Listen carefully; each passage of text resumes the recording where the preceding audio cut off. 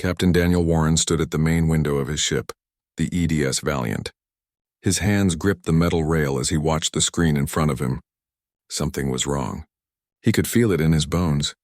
"Sir, we are getting emergency signals from the planet," Lieutenant Amy Clark said. Her voice shook as she spoke. "The Council ships are shooting at the cities. They are killing everyone down there." Daniel felt his heart stop. This was supposed to be a peace meeting. The Galactic Council had invited humans and their friends, the Verith people, to talk. They were going to discuss trade and friendship. Instead, he was watching murder happen right before his eyes. "Show me what is happening on the surface," Daniel ordered. The big screen changed. Now he could see the planet Kepler 442b below them. Bright lights filled the sky as weapons fired from space. Buildings exploded into dust and fire. Entire neighborhoods disappeared in seconds. The beautiful towers that the Verith had built over centuries crumbled and fell. The Verith were a gentle people. They loved art and music. They had been the first aliens to welcome humans into space with open arms. When other species in the galaxy looked at humans with fear and hate, the Verith had smiled and offered friendship. They had taught humans about the stars. They had shared their knowledge freely. Now they were dying by the millions. "How many Council warships are up there?" Daniel asked. Commander Peter Hayes checked his screen. 18 warships, sir. We have one ship. They have weapons that are much stronger than ours. Daniel knew the math. One human ship against 18 alien warships. The Valiant was tough, but it was not a miracle worker. If they fought, they would probably die. But he could not just watch this happen. He could not let these people die without trying to help them. "Load all weapons," Daniel said quietly. "Tell everyone on the ship to get ready for battle." "We are going in?" Amy turned to look at him. "Sir, we cannot win this fight." "I know," Daniel said. "But we have to try. Those people down there are our friends. The Council is killing them because they chose to be friends with us. If we run away now, their deaths mean nothing." Peter nodded and began pressing buttons on his control panel. "Weapons are ready, sir. All crew members are at their stations." "Take us down," Daniel ordered. The Valiant turned and flew toward the planet. Its engines roared as it picked up speed. The Council ship saw them coming and started to turn their weapons toward the human vessel. "Fire everything we have," Daniel said. Railguns shot metal slugs at incredible speeds. Missiles launched from tubes on the side of the ship. Laser weapons cut through space. The Valiant hit the nearest Council cruiser hard. The alien ship's shields flickered and died. A second burst of fire tore through its hull. The cruiser exploded in a ball of flame. For a moment, Daniel felt hope. Maybe they could do this. Then the other 17 Council ships opened fire all at once. The Valiant shook as energy weapons hit its shields. Alarms started going off all over the bridge. Sparks flew from damaged control panels. One of the crew members screamed as his station exploded. "Shields are down to 40%, Peter shouted over the noise. "We have fires on decks 3 and 7. "Hull breach on deck 5, then keep firing," Daniel ordered. "Hit them with everything." The Valiant managed to destroy one more Council ship before the damage became too much. The shields failed completely. Direct hits tore holes in the armor. Systems began shutting down. "Sir, we have to retreat," Amy said. "If we stay, they will destroy us." Daniel wanted to argue. He wanted to stay and fight until the Valiant was nothing but debris. But he knew she was right. If they died here, they could not tell Earth what happened. No one would know about this crime. "Pull back," he said, the words tasting like poison in his mouth. "Get us out of here." The Valiant turned and ran. The Council ships did not follow. They had bigger targets to kill. They went back to shooting at the planet below. Daniel watched the screen as they fled. He watched the cities burn. He watched millions of innocent people die. The Verith had done nothing wrong. Their only crime was being friends with humans. It took 6 hours for more human ships to arrive.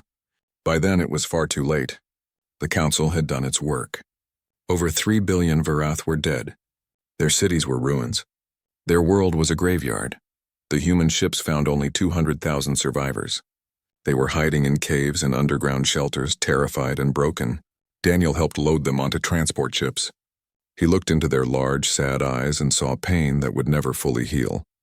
One elderly Verith male touched Daniel's hand as he climbed aboard. "Why did they do this to us?" the old one asked.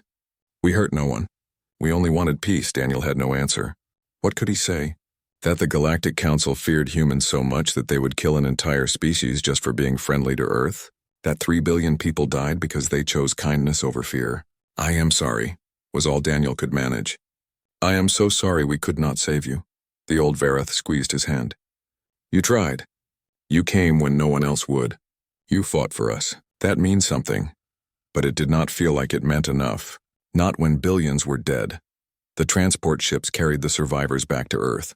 They flew past the wreckage of Varath orbital stations. They flew past the burning remains of cities that had stood for thousands of years. Behind them, Kepler 442b burned, a monument to cruelty and hate. On the bridge of the Valiant, Daniel sat in his command chair and stared at nothing. Amy brought him a report on the damage to the ship, but he barely looked at it. Peter tried to talk to him about repairs, but Daniel waved him away. All he could think about were the people he had failed to save. 3 billion souls gone in a matter of hours, murdered for choosing friendship. The Galactic Council had issued a statement. Daniel forced himself to read it. They called the Varath contaminated by human influence. They said the destruction was necessary to preserve galactic order. They declared that any species that allied with humans would face the same fate. Then they announced a quarantine. All human ships were forbidden from leaving their own space. Any ship that tried would be destroyed on sight. Earth was being locked away from the rest of the galaxy, caged like a dangerous animal. Daniel felt rage building inside him, hot and fierce. The Council thought they could do this and face no consequences. They thought humans would accept this treatment and stay quiet. They were wrong.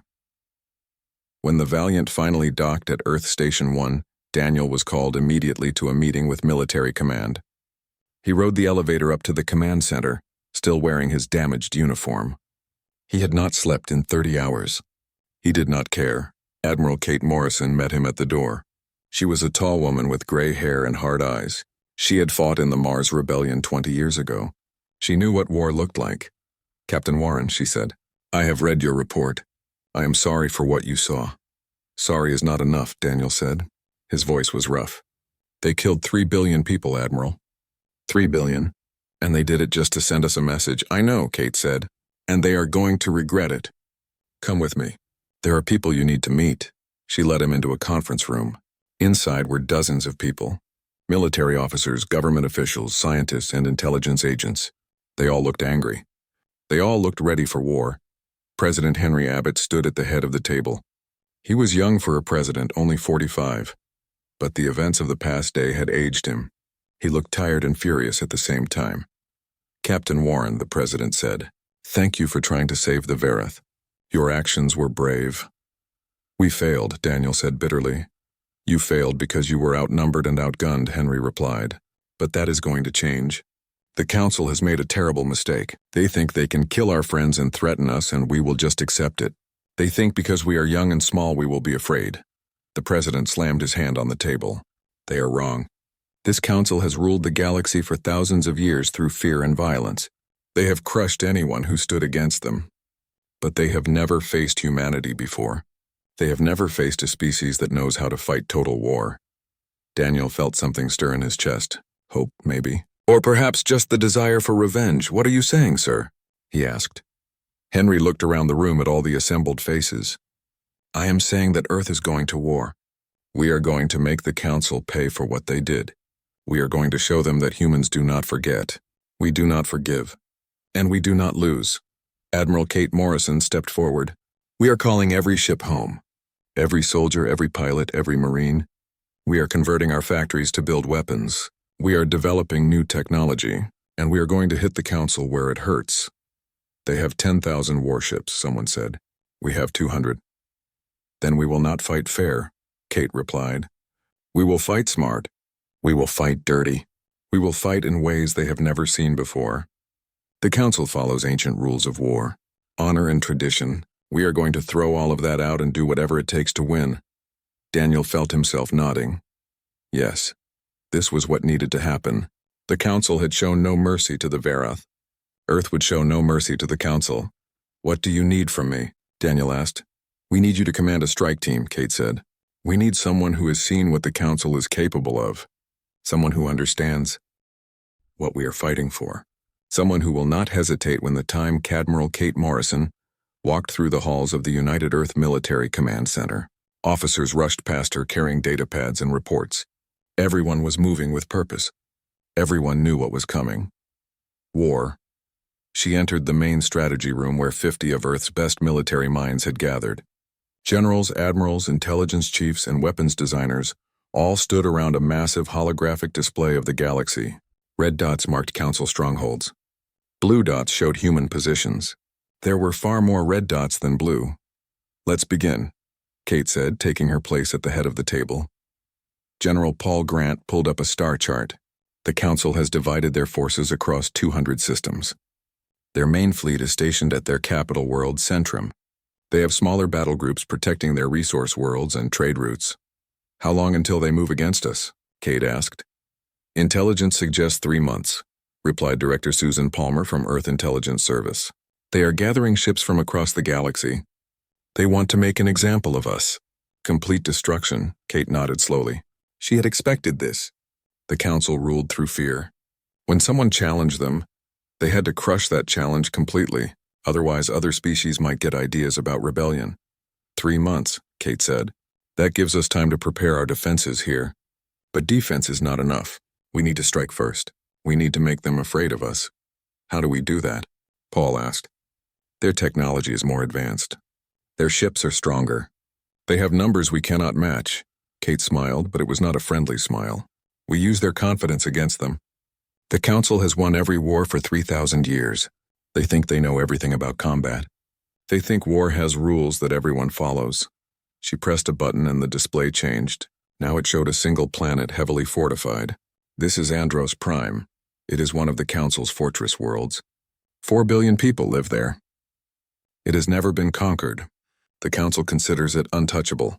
"What are you suggesting?" Susan asked, her eyes narrowing. "I am suggesting we touch it," Kate replied. "We destroy Andros Prime completely. We show the Council that nowhere is safe, that we can reach any world they have, no matter how well defended." The room fell silent. What Kate was suggesting was beyond warfare. "It was genocide. 4 billion people," Paul said quietly. "Most of them are civilians." "The Council killed 3 billion Verith civilians," Kate shot back. They did not hesitate. They did not show mercy. "If we want to win this war, we cannot afford to be soft." "There are laws," Susan said. "Rules of war. Geneva Conventions. We agreed to these rules." "We agreed to human rules," Kate corrected. "The Council never signed our treaties. They follow their own laws, and their laws say it is acceptable to wipe out entire species if necessary. They proved that at Kepler 442b. So we will play by their rules." A younger officer named Lieutenant Chris Butler spoke up. "What about our reputation? If we do this, the galaxy will see us as monsters." "They already see us as monsters," Kate said. "The Council has spent years telling other species that humans are dangerous, unpredictable, and violent. We have been trying to prove them wrong. Where did that get us? Our friends were massacred. So let's stop trying to be nice. Let's show them they were right to fear us." She looked around the room, meeting each person's eyes. "I know what I am asking. I know this is hard. But we are fighting for our survival. The Council will not stop until humanity is extinct. They have made that clear. So we have 2 choices. We can fight clean and die with honor, or we can fight dirty and live." The silence stretched. Finally, Paul stood up. "If we do this, there is no going back. Earth will be changed forever. We will be the species that commits genocide." "The Council already committed genocide against the Verith," Kate said. "All we are doing is returning the favor. They started this. We are going to finish it." One by one, the people in the room nodded. The vote was unanimous. Earth would strike Andros Prime. Kate assigned the mission to Captain Greg Foster, commander of the stealth ship Phantom. Greg was a quiet man with cold eyes. He had grown up on Mars and fought in the underground tunnels during the rebellion. He knew how to do ugly work without flinching. "You will take the Phantom to Andros Prime," Kate told him in a private briefing. "You will deliver a planet cracker device to the surface. You will destroy the world completely." Greg studied the mission parameters on his datapad. "A planet cracker. We banned those weapons 50 years ago." "We banned them for use against human targets," Kate corrected. "The Council is not human. Besides, they used orbital bombardment on the Verath. What we are doing is no different. It is just more efficient." "How do I get past their defenses?" Greg asked. "We have upgraded your cloaking system using Verith technology," Kate explained. The Phantom will be invisible to their sensors. You drop the weapon from orbit and leave. By the time they detect it, you will be long gone. Greg nodded slowly. When do I leave? Tomorrow, Kate said. Strike fast. Strike hard. Show no mercy. The next day, the Phantom launched from Earth. It was a small ship built for speed and stealth rather than combat. Its crew numbered only 20 people. They all knew what they were about to do. They all volunteered anyway. Lieutenant Sophie Bennett served as the ship's pilot. She was young, only 25, but she could fly the Phantom better than anyone. She had lost her brother in a council attack on a human trading post 3 years ago. She wanted revenge. Course laid in for Andros Prime, Sophie reported as they left Earth's orbit. Travel time is 6 days. Engage cloak and proceed, Greg ordered. The Phantom vanished from all sensors. It slipped through space like a ghost, invisible and silent. For 6 days they traveled, passing council patrol ships that never saw them. The crew spent the time checking and rechecking the weapon in their cargo bay. The Planet Cracker was a terrifying piece of technology. It was designed to burrow deep into a planet's crust and then detonate with the power of 1,000 fusion bombs. The explosion would not destroy the planet, but it would turn the surface into molten rock. Nothing could survive. On the 6th day, they reached Andros Prime. Target in sight, Sophie announced. Beginning approach. Through the view screen, they could see the planet. It was beautiful. Blue oceans, green continents, white clouds. Cities sparkled on the night side like jewels. Orbital stations floated above it like protective guardians. 4 billion people lived down there. They had families. They had jobs. They had dreams. In a few hours, they would all be dead. Are we really doing this? Sophie asked quietly. Greg did not answer right away. He thought about the Verith. He thought about 3 billion dead. He thought about the Council's announcement that any species friendly to humans would be exterminated. Yes, he said finally. We are doing this. They taught us that genocide is acceptable. Now they learn what it feels like. The Phantom drifted closer to the planet. The defense grid was impressive. Hundreds of weapons platforms. Sensor arrays that could detect a ship from 1,000,000 miles away. Shield generators that could protect the whole planet from attack. But they could not detect a ship that was invisible. Approaching optimal drop point, Sophie said. Defense satellites are in their regular patrol pattern. We have a 30-second window. In the cargo bay, the weapon armed itself. Red lights turned green. The countdown began. 10 seconds, Sophie counted. 9, 8, 7. Greg watched the planet below. Somewhere down there, people were eating dinner. Children were playing. Couples were falling in love. They had no idea what was coming. 3, 2, 1, drop point. Release weapon, Greg ordered. The cargo bay doors opened. The Planet Cracker fell silently toward the surface below. It was painted black and coated with radar-absorbing material. It looked like a piece of space debris, nothing important. Weapon away, Sophie confirmed. Engaging engines. Getting us out of here. The Phantom turned and accelerated away from Andros Prime. They jumped to faster than light speed and disappeared into the void between stars. Behind them, the weapon fell. It entered the atmosphere, burning bright as it pushed through the air. Defense systems detected it, but by then it was too late. Interceptor missiles launched, but they were seconds too slow. The weapon struck the surface in a remote mountain range. It drove deep into the rock, down past the crust into the mantle itself. Then it detonated. The explosion was small at first. A bright flash in the mountains. But the fusion reaction did not stop. It spread through the planetary mantle like fire through dry grass. Rock turned to plasma. The temperature rose to millions of degrees. Within an hour, earthquakes shook the entire planet. Volcanoes erupted everywhere at once. The oceans boiled away into steam. Cities collapsed as the ground itself became liquid. The orbital stations watched in horror as the world below them died. They sent desperate messages calling for help, but there was nothing anyone could do. You cannot stop a planet from burning. Within 6 hours, Andros Prime was a glowing ball of magma. Every living thing on the surface was dead. 4 billion people, gone. The Council received a transmission from Earth. Admiral Kate Morrison appeared on their screens, her face hard and cold. You destroyed Kepler 442b without warning, she said. You killed 3 billion Verith to prove a point. Now we have killed foe. Fleet Admiral Zarketh of the Galactic Council stood on the command deck of his flagship, the Eternal Glory. Around him, Officers of a dozen different species worked at their stations. Through the massive view screen, he could see thousands of warships arranged in perfect formation. 5,000 ships, the largest fleet ever assembled in the history of the galaxy. Zarketh had commanded fleets for 300 years. He had crushed 17 rebellions. He had brought order to chaos systems. He had never lost a battle. This human problem would be solved quickly, he was certain. All ships report ready, his second officer announced. She was a tall alien with blue skin and 4 arms, a member of the Kari species. We can begin the jump to human space on your command. Excellent, Zarketh said. He activated the fleet-wide communication system. Warriors of the Council, today we end a threat to galactic peace. The humans have shown themselves to be violent and unpredictable. They destroyed Andros Prime without mercy. They killed billions of innocent people. He paused, letting his words sink in. We go now to their homeworld. We will destroy their cities. We will break their military. We will show the galaxy what happens to those who defy the Council. No mercy, no prisoners. Complete victory across 5,000 ships, crews cheered. They were confident. They were powerful. They were the Council.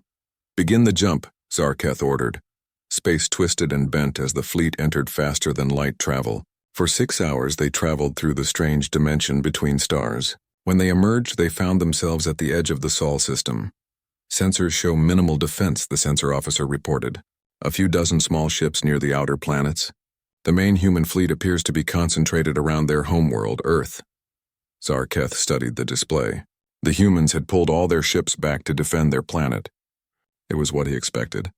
They would make a final stand at their home and they would lose. All ships advance, he commanded.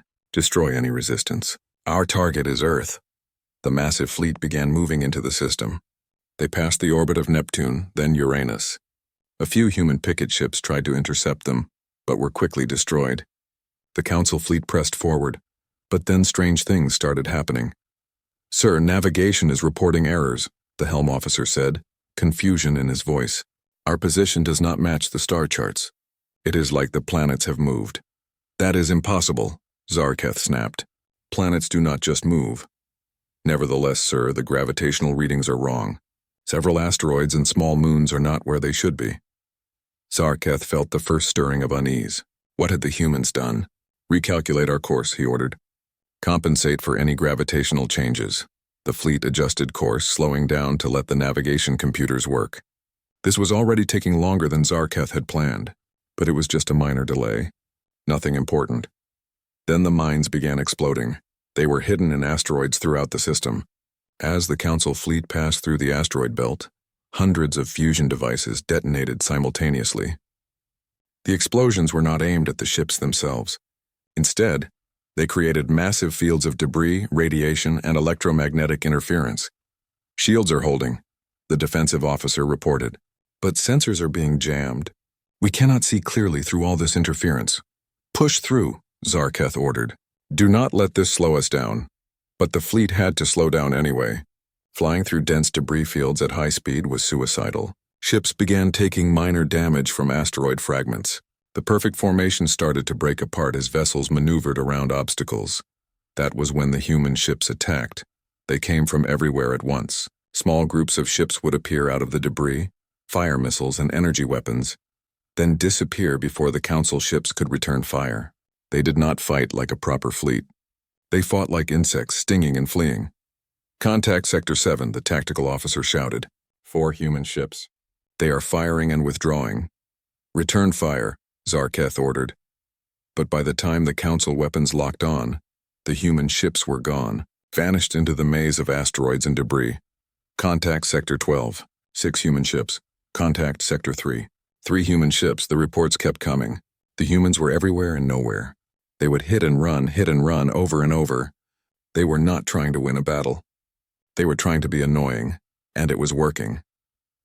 Captain Janet Cruz commanded the Earth defense ship Retribution. Her ship was small and fast, with a crew of only 40 people. But she knew the Sol system better than anyone. She had grown up on a mining station in the asteroid belt. These rocks were her home. Target the flagship's sensor array, Janet ordered her weapons officer. 3 missiles, EMP warheads. Fire and jump. The missiles streaked through space. 2 of them made it through the Council defensive fire and exploded near the Eternal Glory. Electromagnetic pulses fried the ship's external sensors. Jump now, Janet commanded. The Retribution's engines flared and the ship dove into a dense asteroid field. The Council ships fired after them but hit only rocks. That is the 5th time we have hit that flagship, Janet's first officer said with a grin. They must be really angry at us. Good, Janet replied. Angry enemies make mistakes. Take us to Ambush Point Delta. We will hit them again in 20 minutes. This scene played out hundreds of times across the Sol system. Human ships, outnumbered and outgunned, turned their home into a nightmare for the invaders. Every asteroid could hide a ship. Every debris cloud could contain a trap. The Council fleet was being slowly torn apart by 1,000 small cuts. Zarketh watched his ship count decrease. 800 ships lost. They had not even reached Earth yet. This is unacceptable, he roared. We have 5,000 ships. They have 200. We should be winning. Sir, the humans are not fighting properly, his tactical officer tried to explain. They do not engage in direct combat. They attack and flee before we can respond. Then we will ignore them, Zarketh decided. All ships maximum speed toward Earth. Do not stop to engage these irritating insects. We will destroy their homeworld and they will have nothing left to fight for. The order went out. The Council fleet accelerated toward Earth, ignoring the human raiders. It took them 12 more hours to reach the planet. 12 hours of constant harassment, of mines exploding, of small ambushes wearing them down. By the time the Council fleet reached Earth's orbital space, they had lost over 1,000 ships, but Zarketh still had 4,000 warships. Surely that was enough to destroy one planet. Then he saw Earth's real defenses. The planet was surrounded by a network of weapons platforms unlike anything the Council had ever built. Hundreds of them, each one bristling with railguns, missile launchers, and energy weapons. They were arranged in overlapping fields of fire supporting each other, creating a kill zone around the entire planet. Sir, those platforms, the tactical officer said, his voice shaking. They are reading weapon signatures more powerful than our battleship guns. Some of them appear to be using focused fusion beams. Impossible, Zarketh said. Fusion beam weapons are theoretical. The power requirements are too high. Tell that to the humans, sir. Before Zarketh could respond, the platforms opened fire. A wave of destruction unlike anything he had ever seen washed over the Council fleet. Railgun slugs moving at relativistic speeds punched through shields like they were not there. Missiles filled space, thousands of them, each one seeking a target. And the fusion beams, those terrible beams, cut through armor like hot knives through butter. Evasive action, Zarketh screamed. All ships return fire. But the Council fleet was already in chaos. Ships exploded by the dozens. Formations broke apart. Some captains tried to retreat. Others charged forward, desperate to get close enough to destroy the platforms. None of it worked. The weapons platforms had been built by humans who understood war in ways the Council never had. They were automated, able to react faster than any living crew. They had redundant systems, so destroying one part did not disable the whole thing. And they were placed perfectly, creating crossfire patterns that left no safe approach. A fusion beam caught the Eternal Glory on its port side. The shield held for 3 seconds, then collapsed. The beam burned through 2 decks before the ship's emergency systems cut that section away. Damage report, Zarketh demanded. Heavy casualties, sir. Shields are down to 30%. We have fires on multiple decks. Zarketh looked at the tactical display. He had lost another 600 ships.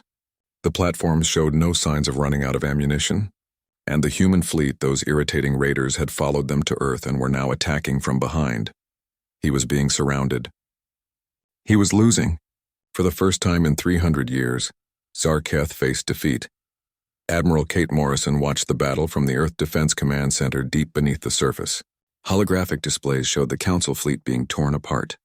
Her plan was working even better than she had hoped. They are breaking, General Paul Grant said beside her. Their formation is collapsing. Good, Kate replied. Activate the final defense line. From hidden positions among Earth's moons and orbital debris, another 100 weapons platforms came online. These were the heavy platforms, the ones with the biggest guns.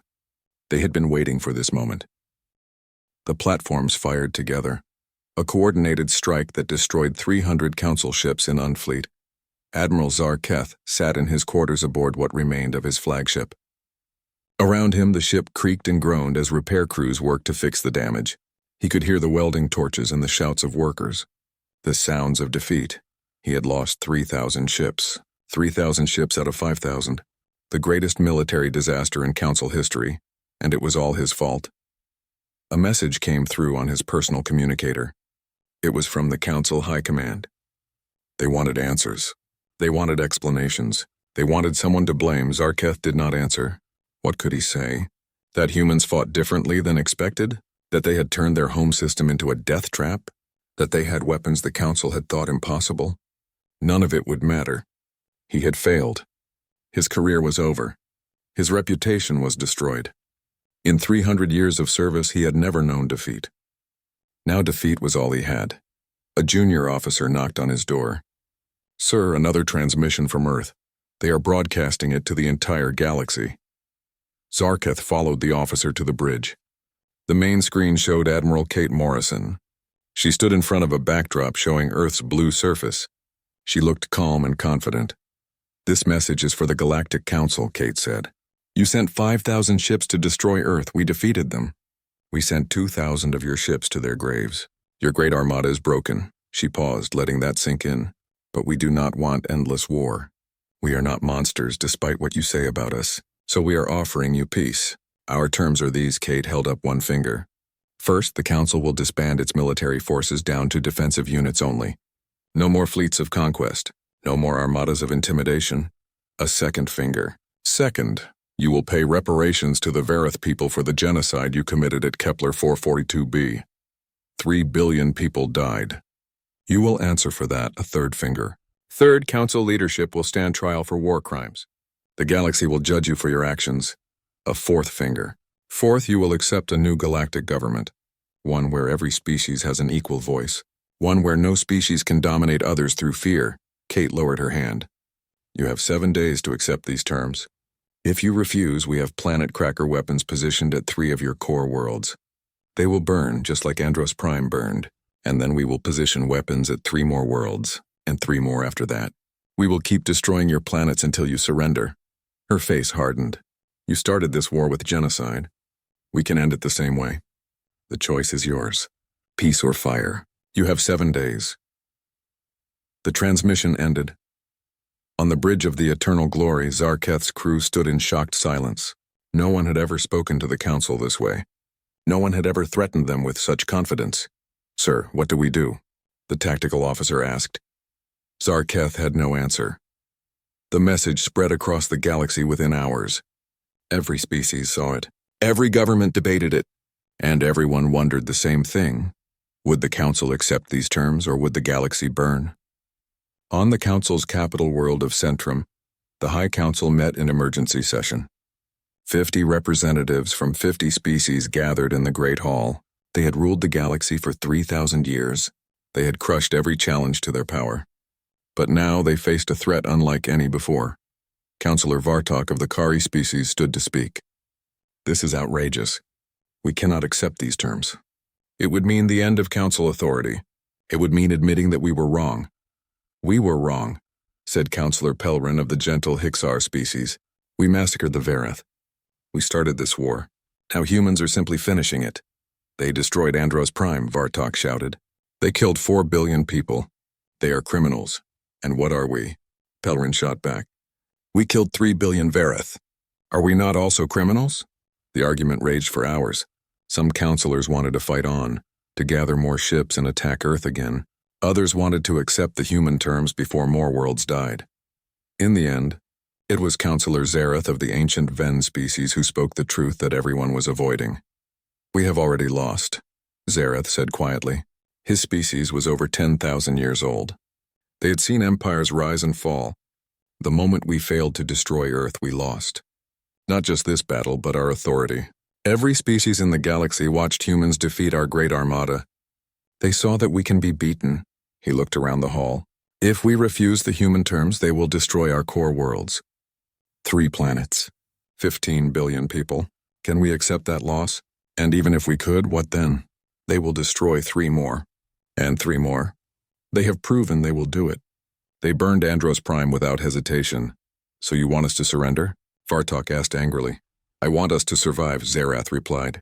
The age of council domination is over. We can accept that and adapt. or we can fight until we have no worlds left. I choose survival. The vote was close. 26 in favor of accepting the terms, 24 against. But it was enough. The Council sent a message to Earth they accepted the terms.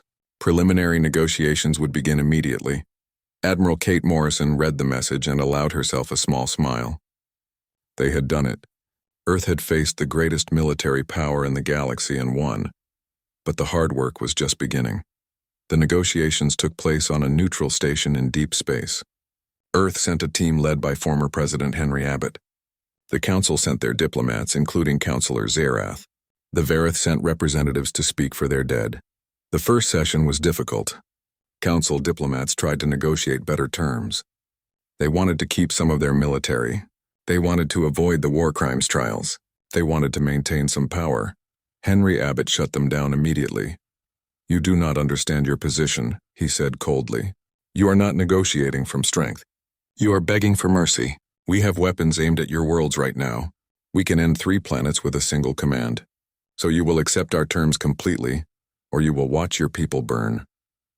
Zerath, the old Ven counselor, held up a hand to stop the other council diplomats from arguing. "He is right. We have no leverage. We will accept the terms as stated." And so they did. Over the next 6 months, the council's military was dismantled. Their great fleets were broken up. Ships were either destroyed or given to species that had been under council control. Weapons were decommissioned. The war crimes trials began. Council leaders were brought before a galactic court. Evidence was presented showing 3,000 years of oppression, slavery, and genocide. The massacre at Kepler 442b was only the most recent crime in a long history of crimes. Some counselors were sentenced to prison. Others were executed. The galaxy watched as the mighty fell. Reparations were paid to the Verith. They received an entire planet, a beautiful world called New Verith. Human engineers helped them build cities. Human doctors helped them heal their trauma. Slowly, the Verith began to recover. Captain Daniel Warren attended the dedication ceremony for the first city on New Verith. Thousands of Verith gathered to celebrate. They sang songs of remembrance for the dead and songs of hope for the future. An elderly Verith man approached Daniel. It was the same man who had thanked him on the transport ship so many months ago. "You kept your promise," the old one said. "You made them pay for what they did to us." "I wish we could have saved more of your people," Daniel replied. "You saved what could be saved," the old one said. "And you gave us justice. That is more than we dared hope for." The new Galactic Assembly was formed. Every species had representatives. Every voice could be heard. It was messy and chaotic, nothing like the orderly council. But it was fair. Humans took seats in the assembly, but they did not dominate. Kate Morrison had been clear about that. "We did not fight to replace one tyrant with another," she told the first session. "We fought for freedom, for the right of all species to determine their own future." But everyone knew that Earth held real power now. They had the strongest military. They had the most advanced weapons. They had proven they were willing to use those weapons without hesitation. Some species feared Earth would become the new oppressor. Others hoped Earth would be the protector the galaxy needed. Kate Morrison addressed these concerns in a speech to the assembly. "We know you fear us," she said. "And you should. We destroyed Andros Prime. We killed 4 billion people. We showed that we are capable of terrible things," she paused. "But we only did those things because we were forced to. The council gave us no choice. It was surrender and die or fight and live. We chose to live." Kate looked around the hall at representatives from 100 species. "Earth does not want to rule the galaxy. We just want to exist without being threatened. We want our friends to be safe. We want a galaxy where species can choose their own path without fear." She sat down. "That is what we fought for. That is what we will protect. But we will not force our will on others. That is what the council did. We will not make the same mistake." The speech was well received, but trust would take time to build. Lieutenant Chris Butler, the young officer who had questioned the attack on Andros Prime, requested a meeting with Admiral Morrison. She agreed to see him. "What can I do for you, Lieutenant?" Kate asked. Chris hesitated, then spoke. "I have been thinking about—" 5 years after the war ended, Captain Daniel Warren walked through the rebuilt city of Verith Prime on the planet New Verith. The streets were filled with life and color. Verath children played in parks. Markets sold goods from a dozen worlds. Music drifted from open windows. It was hard to believe that 5 years ago, this species had been on the edge of extinction. Daniel was meeting with the Vareth Council of Elders, the leaders who guided their recovering civilization. They had invited him to discuss security concerns. Some Vareth were worried that the council remnants might try to finish what they started. "Captain Warren, thank you for coming," Elder Kelth said, greeting him at the council chambers. Kelth was the same engineer who had helped humans improve their cloaking technology during the war. "It is my honor," Daniel replied. Inside the chamber, 12 elders sat in a circle. They invited Daniel to join them. "We have heard rumors," Elder Kelth began, "that some of the old council members are trying to rebuild their power. That they speak of revenge against Earth and against us." Daniel nodded. "Earth's intelligence service has heard the same rumors. We are monitoring the situation closely. Are we safe?" Another elder asked, an elderly female named Sira. "Yes," Daniel said firmly. "Earth has stationed a defense fleet in your system. We have early warning satellites throughout this sector. If anyone threatens New Varath, we will know immediately and respond with force." "You have done so much for us already," Elder Sira said. "We do not want to be a burden." "You are not a burden," Daniel assured them. "You are our friends. You stood by us when everyone else was afraid. We will never forget that. We will never let anyone harm you again." The elders looked relieved, but Elder Kelth had another question. "Captain, can I ask you something personal?" "Of course. Do you regret what happened during the war? The things Earth did?" Daniel considered the question carefully. "I regret that it was necessary. I wish there had been another way. But no, I do not regret fighting to protect you and to protect Earth. I would do it again." Kelth nodded slowly. "The galaxy still debates whether humans are heroes or villains. What do you think you are?" "I think we are survivors," Daniel said. "We did what we had to do to survive. Maybe that makes us villains. Maybe it makes us heroes. Probably it makes us something in between." Back on Earth, Admiral Kate Morrison was preparing for a different kind of battle. She was retiring from military service to enter politics. The United Earth government wanted her to serve as Secretary of Galactic Affairs. She would represent Earth in the Galactic Assembly. "Are you sure about this?" General Paul Grant asked her. He was taking over as head of Earth's military forces. "No," Kate admitted, "but someone has to do it. The galaxy needs to see that Earth can be diplomatic, not just destructive." Paul smiled. "You diplomatic? That should be interesting," Kate laughed. "I know, but I am serious about this, Paul. We won the war. Now we need to win the peace. That means building relationships, solving problems through talking instead of shooting." "What about the old council members who want revenge?" Paul asked. Kate's smile faded. "Keep watching them. If they move against us or our allies, deal with them quickly and permanently. The galaxy needs to know that we will not tolerate threats." "Another planet cracker?" Paul asked. "If necessary," Kate said. "I hope it never comes to that. But if someone forces our hand, yes. We proved we are willing to burn worlds. That threat keeps us safe," Paul nodded. "I will keep Earth protected. You go make us look good in the Assembly." Kate's first speech to the Galactic Assembly happened on the 5th anniversary of the war's end. Representatives from over 200 species attended. The chamber was massive, with seating areas arranged in tiers around a central platform. Kate stood at that platform looking up at hundreds of faces. Some looked friendly. Others looked suspicious. A few looked openly hostile. 5 years ago, the galaxy changed," Kate began. "A war that should have destroyed humanity instead destroyed the Council's tyranny. Today we live in a different galaxy, one where no single power dominates, one where every species has a voice." She paused. "But we are still figuring out how to live together. Old hatreds do not disappear overnight. Old fears do not fade quickly." A representative from the Kari species, one of the founding council members, stood up. "You speak of fears, but Earth is what the galaxy fears. You have weapons that can destroy planets. You have proven you will use them." "Yes," Kate agreed. "We have those weapons. And yes, we used them. We killed 4 billion people on Andros Prime. That is a fact we cannot change and will not deny." She looked directly at the Kari representative. "But we only used those weapons because we were attacked. Because the Council tried to exterminate us and our friends. We did not start the war. We finished it." Another representative stood, this one from the Hixar species. "And what stops you from using those weapons now? What stops Earth from becoming the new Council, ruling through fear?" Nothing stops us, Kate said bluntly. If Earth wanted to conquer the galaxy, we probably could. We have the military power. We have the technology. We have the will. The chamber erupted in worried murmurs. Kate held up her hand for silence. But we do not want that. Earth spent its entire history fighting tyrants, fighting empires that tried to control others. Why would we become what we hate? She gestured around the chamber. This assembly is what we want. A place where species can work together as equals, where problems are solved through discussion, not destruction. This is what we fought for. Pretty words, the Kari representative said. But how do we know you mean them? You cannot know for certain, Kate admitted. You have to trust us. Just like we have to trust you not to rebuild the Council's war machine. Trust is hard. It takes time. But it is the only way forward. She sat down. The chamber was quiet for a moment, then applause began.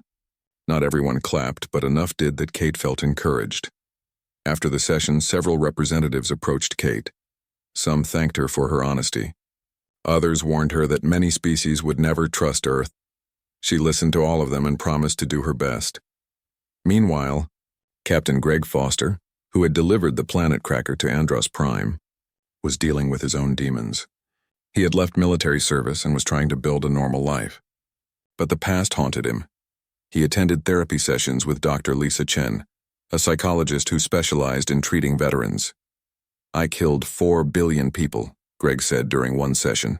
I pushed a button and ended 4 billion lives. How do I live with that? The same way any soldier lives with what they have done in war, Dr. Chen replied. You accept that it happened. You accept your role in it. And you try to move forward. But it was not just soldiers, Greg protested. It was children, babies, old people, everyone. The Council killed 3 billion Vareth civilians, Dr. Chen pointed out, including children and babies. They started the path of genocide. You followed them down that path. Does that make it right? No, Dr. Chen said. Nothing makes genocide right. But context matters. You were fighting to protect Earth from extinction. You did what your leaders ordered. You carried out a mission that you believed would save humanity. Greg shook his head. I still see their faces sometimes. I imagine what they were doing when the planet started burning. A mother holding her child. An old man watering his garden. A young couple planning their wedding. All of them dying because of me. Those images are your mind trying to process trauma, Dr. Chen explained. You need to acknowledge the pain without letting it destroy you. What you did was terrible, but you are not a monster. You are a person who was forced to make an impossible choice. How do you know I am not a monster? Greg asked. Because a monster would not feel this guilt, Dr. Chen replied. A monster would not care. You care deeply. That is what makes you human. The sessions helped, but Greg knew he would carry the weight of Andros Prime for the rest of his life. Some burdens never get lighter. Lieutenant Sophie Bennett, who had piloted the Phantom on that mission, found a different way to cope. She became an activist, working to prevent genocide anywhere in the galaxy. She spoke at universities and conferences, telling her story. I helped destroy a planet, she would say. I'm not proud of it, but I learned something important. Genocide does not just happen. It is a choice. Leaders choose to order it. Soldiers choose to carry it out. Citizens choose to look away or speak up. Her message resonated with many young people across the galaxy. A movement formed, calling itself Never Again. They worked to identify potential genocides before they happened and put pressure on governments to intervene. Sophie became famous, though she did not enjoy the attention. She just wanted to make sure that what happened to the Varath and what Earth did to Andros Prime never happened again. Back at Earth's intelligence headquarters, analysts were tracking troubling communications. Former council members were meeting in secret. Money was moving through hidden accounts. Ships were being purchased through shell companies. Director Susan Palmer brought the information to General Paul Grant. They are planning something, Susan said. We do not know what yet, but the old council leadership is organizing. Can we stop them before they act? Paul asked. Not without proof of hostile intent, Susan replied.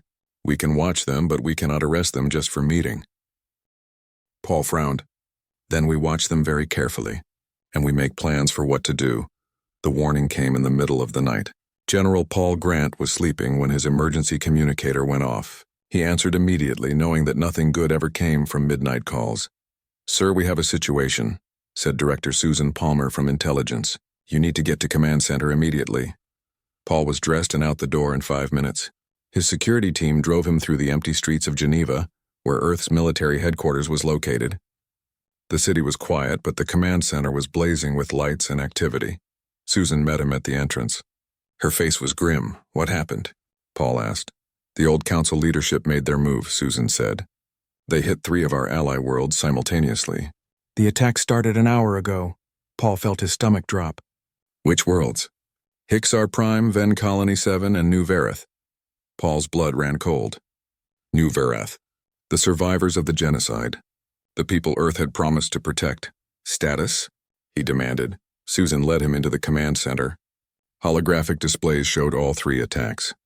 Hixar Prime and Ven Colony 7 are under orbital bombardment. Heavy casualties. New Verith is facing a ground invasion. They landed troops 3 hours ago. How many ships? 50 warships total, divided between the 3 targets. They are using old council military hardware. Someone has been supplying them. Paul looked at the displays showing New Verith. He could see explosions on the surface. Cities burning. The defense fleet that Earth had stationed there was fighting back, but they were outnumbered. "Get me Admiral Morrison," Paul ordered, "and activate the rapid response fleets. I want ships at all 3 locations within the hour." "Already done, sir," Susan replied. "Admiral Morrison is being briefed now. The rapid response fleets are launching." Paul studied the tactical situation. The attacks were coordinated and well planned. Someone had been preparing this for months, maybe years. The old council leadership had not given up. They had just been waiting for the right moment. "Do we know who is leading this?" Paul asked. "Yes," Susan said. She pulled up a file on the screen. "Former Fleet Admiral Zarketh. He disappeared 2 years ago. We thought he might be dead. Turns out he was building an army."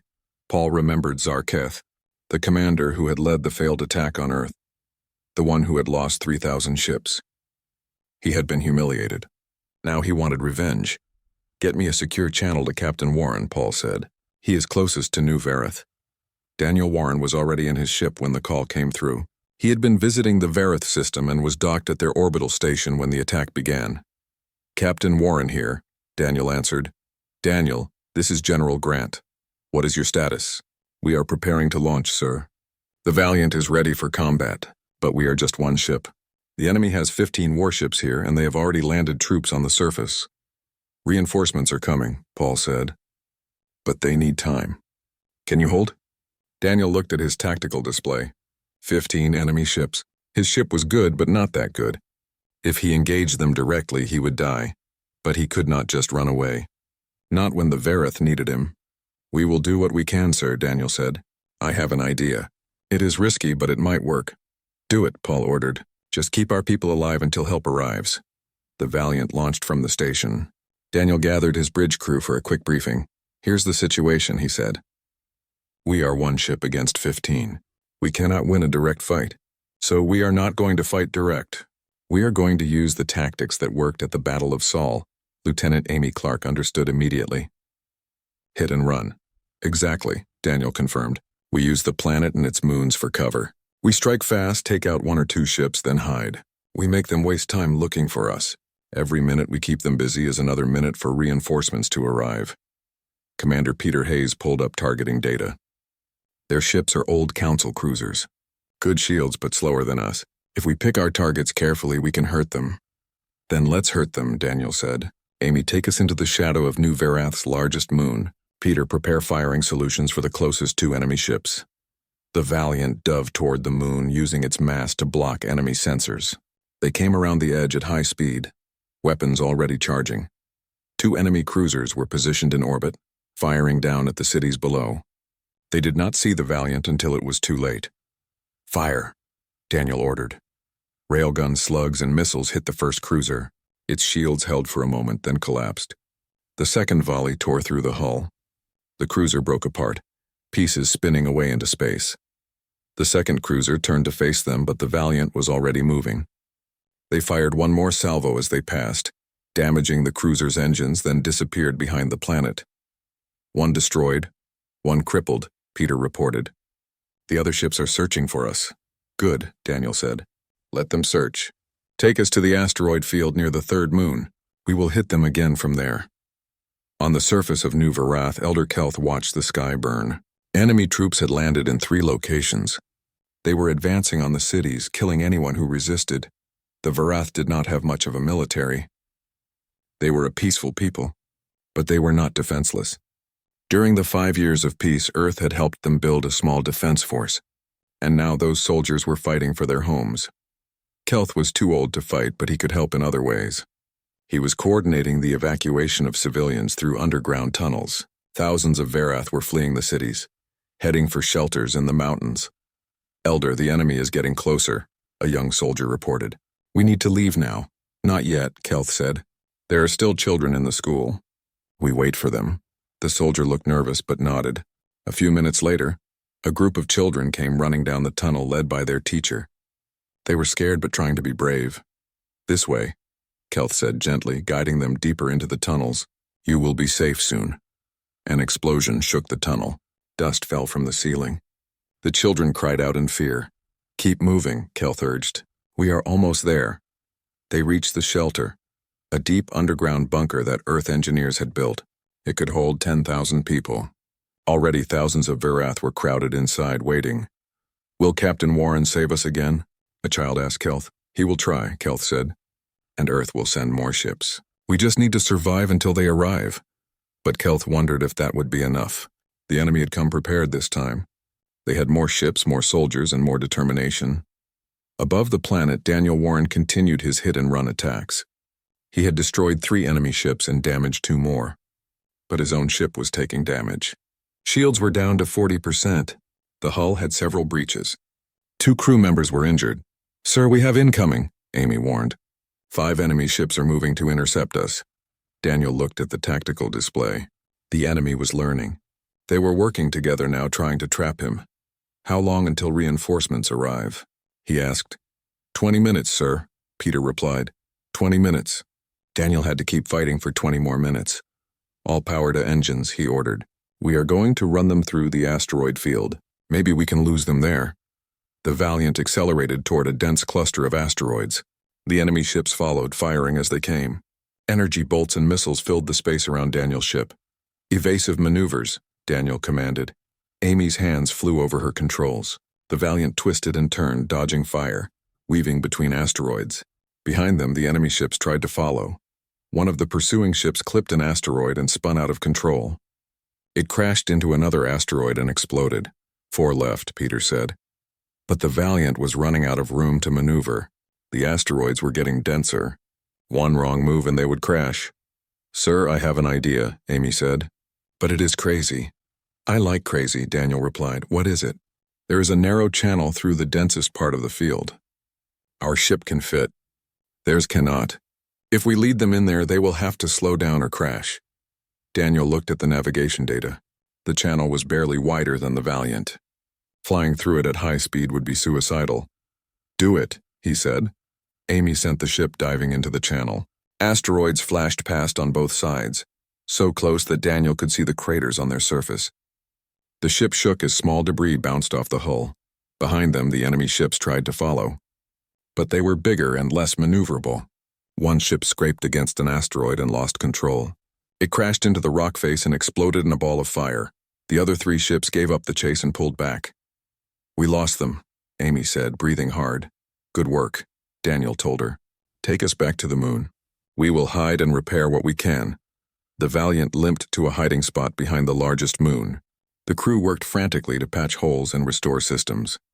Daniel watched the countdown timer. 15 minutes until reinforcements arrived. On the surface, the battle was getting desperate. Enemy troops had reached the outskirts of the main city. The Varath Defense Force was fighting hard, but they were being pushed back. Commander Sarah Hughes led a small unit of human military advisors who had been training the Varath forces. She had 20 soldiers under her command. They were heavily outnumbered, but they were not giving up. Foul. Kate Morrison returned to Earth 3 days after the attacks. She called a meeting of the Galactic Assembly to address what had happened. Representatives from every member species gathered, and the chamber was tense. 3 days ago, remnants of the old council leadership attacked 3 peaceful worlds, Kate began. They killed thousands of innocent people. They tried to restart the war that we thought was over. She looked around the chamber. This proves that the threat of the old council has not disappeared. It has just been hiding, waiting. So Earth is taking action. A Quarry representative stood up. What kind of action? We are launching an investigation into everyone who supported these attacks, Kate said. Anyone who gave money, weapons, or intelligence to the attackers will be arrested and tried for war crimes. That could mean arresting our citizens, another representative protested. You have no authority to do that.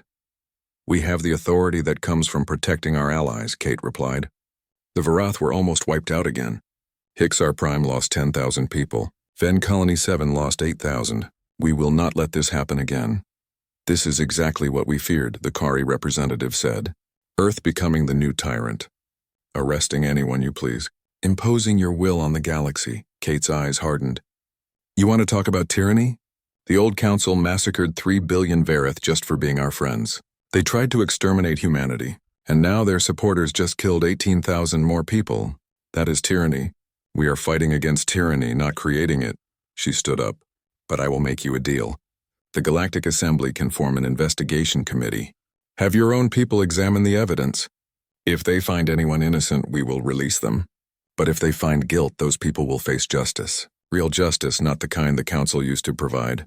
The chamber debated for hours. Finally, they agreed to form an investigation committee with representatives from multiple species. Earth would lead the investigation, but others would have oversight. It was not everything Kate wanted, but it was enough. The investigation took 6 months. Intelligence agents from Earth and allied species tracked financial records, communication logs, and supply chains. They found over 5,000 people across 30 worlds who had supported the attacks. Some were wealthy council sympathizers who had funded the operation. Others were military officers who had provided weapons and training. A few were government officials who had looked the other way. All of them were arrested. The trials began on Earth. Unlike the first war crimes trials that had focused on council leadership, these trials examined everyone involved, from the planners to the financiers to the soldiers who had pulled the triggers. Director Susan Palmer testified about the evidence. These people knew what they were doing. They knew the attacks would kill thousands of civilians. They did it anyway because they wanted revenge against Earth and its allies. Defense lawyers argued that their clients had believed they were fighting for a just cause, that the Council's authority should be restored, that Earth had no right to dominate the galaxy. The judges were not convinced. The Council lost the war, the chief judge said during one sentencing.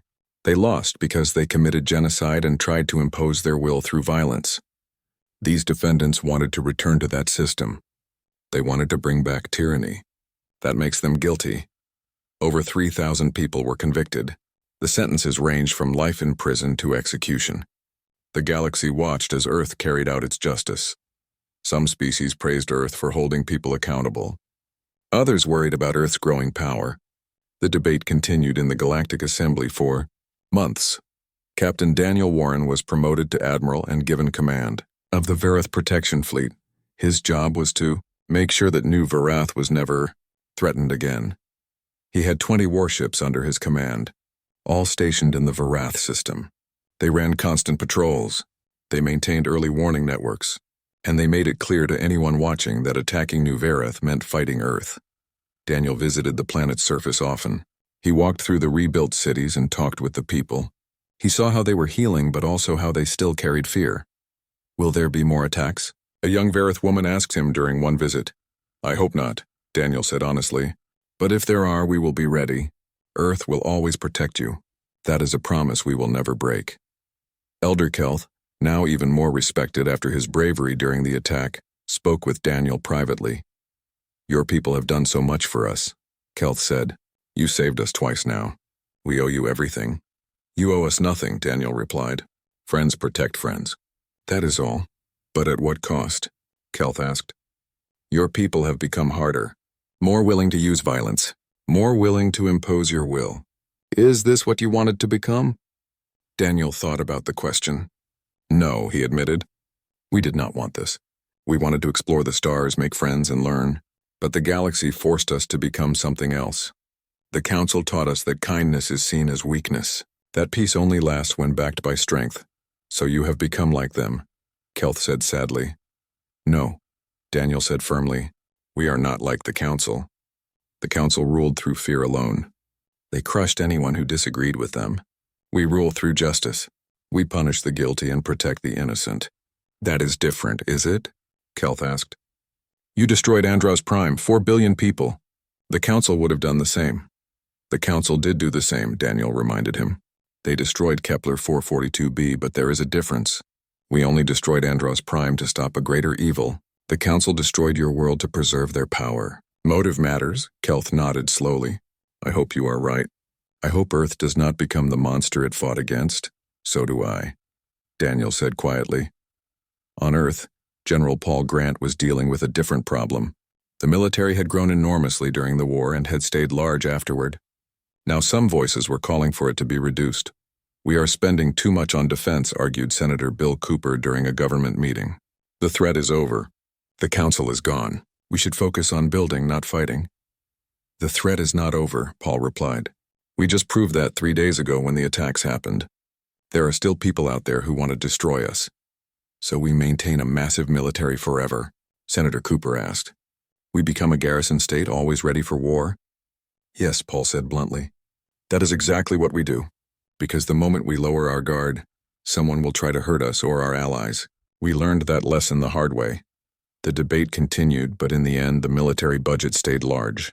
Earth would remain the strongest military power in the galaxy.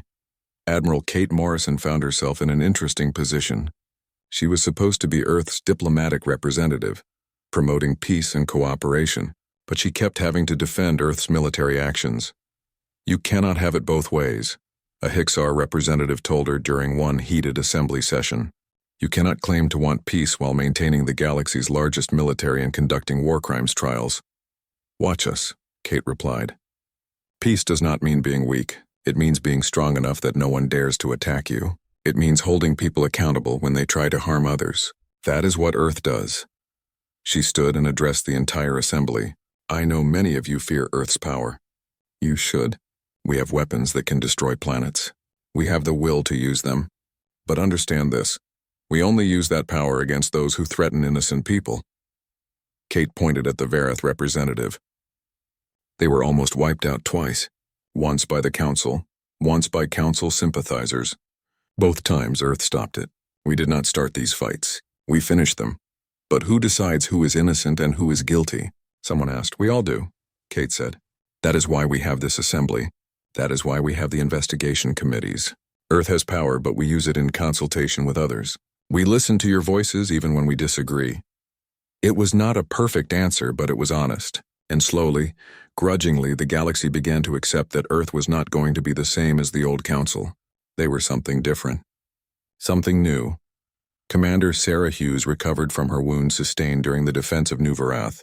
She was awarded Earth's highest military honor for her bravery in saving the hospital civilians. But the award ceremony felt hollow to her. She stood in her dress uniform while generals pinned medals on her chest, but all she could think about were the 3 soldiers who had died under her command. After the ceremony, she visited the families of the fallen soldiers. She told each family what their son or daughter had done, how they had been brave, how they had saved lives, how they would be remembered.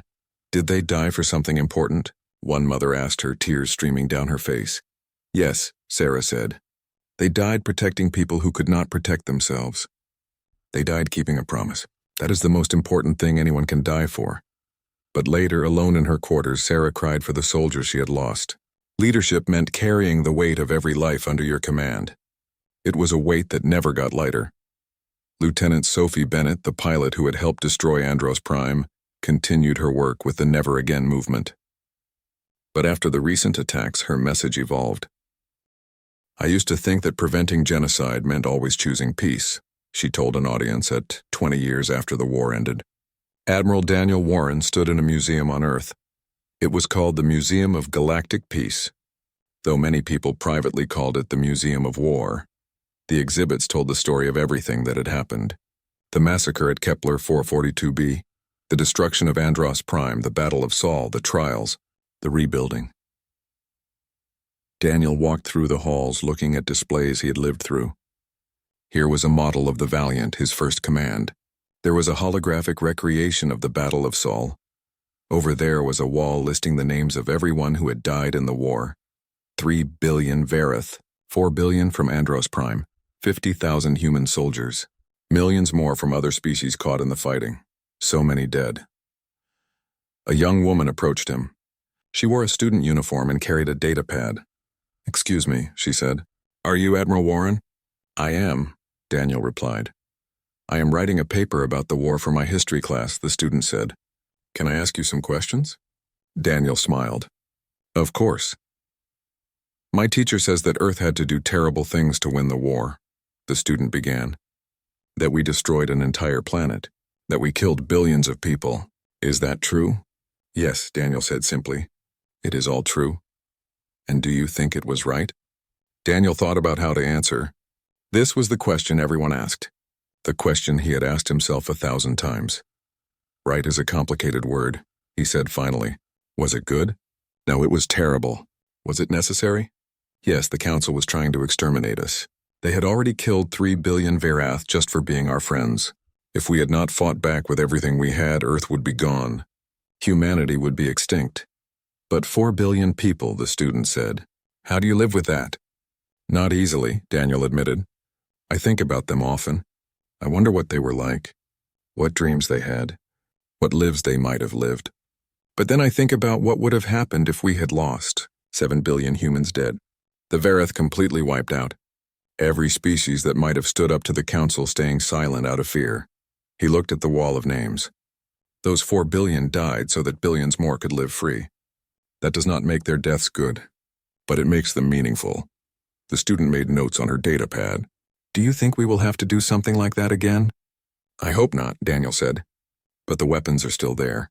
Still ready, because the galaxy is still dangerous, and Earth will always do whatever is necessary to protect itself and its friends." After the student left, Daniel continued walking through the museum. He stopped at an exhibit about the Verath. It showed holographic images of their civilization before the genocide. Beautiful art, soaring music, peaceful cities. Then it showed the aftermath. The ruins, the refugees, the slow rebuilding. Elder Kelth's voice played from a recording. "We lost almost everything. Our world, our people, our history, but Earth gave us a chance to rebuild. They gave us hope. For that, we will be forever grateful." Kelth had died 5 years ago at the age of 207. He had lived to see New Vareth become a thriving world again. He had lived to see his people safe and prosperous. In his final message, he had thanked humanity for keeping their promise. Daniel felt tears in his eyes. They had kept their promise. The Verath were safe now. They had a future, but the cost of that safety weighed heavy. Admiral Kate Morrison, now retired from both military service and politics, lived quietly on a farm outside of Geneva. She spent her days tending a garden and writing her memoirs. The memoirs were honest, sometimes brutally so. She did not try to make herself or Earth look heroic. She described the decisions that had led to Andros Prime. The calculations that said 4 billion enemy lives were worth less than Earth's survival. "We became what we had to become," she wrote. "We became the species willing to burn worlds. We became the enforcers of galactic peace. We became the thing other species feared. And we did it all to survive." Her editor read the draft and worried. "This makes Earth look bad. It makes you look like a war criminal." "I was a war criminal," Kate replied. "I ordered the destruction of a planet. 4 billion people died because of my decisions. That is the truth. Let people judge me for it." The memoirs were published and became controversial. Some praised Kate for her honesty. Others condemned her for admitting to genocide. The debate raged across the galaxy, but Kate did not care about the debate. She had said her truth. History could decide what to make of it. One day a Verath delegation visited her farm. They were young Vareth who had been born after the genocide. They had never known the old world. New Verath was the only home they had ever known. "We wanted to thank you," their leader said. "Without you, we would not exist. Our parents survived because Earth fought for them." Kate felt emotion tighten her throat. "I did what I thought was necessary." "I am not sure I deserve thanks." "You gave us a future," the young Vareth said. "That is worth thanking." After they left, Kate sat in her garden and cried. Maybe she had done terrible things. Maybe history would judge her harshly. But she had saved the Verath. She had protected Earth. And maybe, just maybe, that was enough. General Paul Grant had remained head of Earth's military for 15 years before retiring. In his final speech to the officer corps, he had been blunt about the challenges ahead. "The galaxy is peaceful now," he had said, "but that peace exists because we are strong, because we have proven we will fight. The moment we become weak, someone will try to hurt us. So stay strong. Stay ready. Never forget what happened to the Vareth when they trusted in the Council's mercy." His successor, General Lisa Rodriguez, took those words to heart. She maintained Earth's military at full strength. She kept the planet crackers ready, and she made sure every officer understood the history of the war. "You are guardians," she told new graduates of the military academy. "You guard humanity and its allies from those who would destroy them. That is a sacred duty. Fulfill it with honor, but never hesitate to use force when necessary." The new officers nodded, understanding the weight of their responsibility. Captain Janet Cruz, who had commanded the Retribution during the Battle of Sol, eventually became head of the Earth Defense Academy. She taught tactics and strategy to the next generation of officers. Her favorite lesson was about the Battle of Sol itself. "We were outnumbered 25-1, she would tell her students. By all logic, we should have lost. But we understood something the Council did not. We understood that home field advantage matters. We understood that cunning beats strength. And we understood that humans fight hardest when defending what they love." She would show them recordings of the battle, the hit-and-run attacks, the mines, the weapons platforms, the way Earth had turned its home system into a fortress.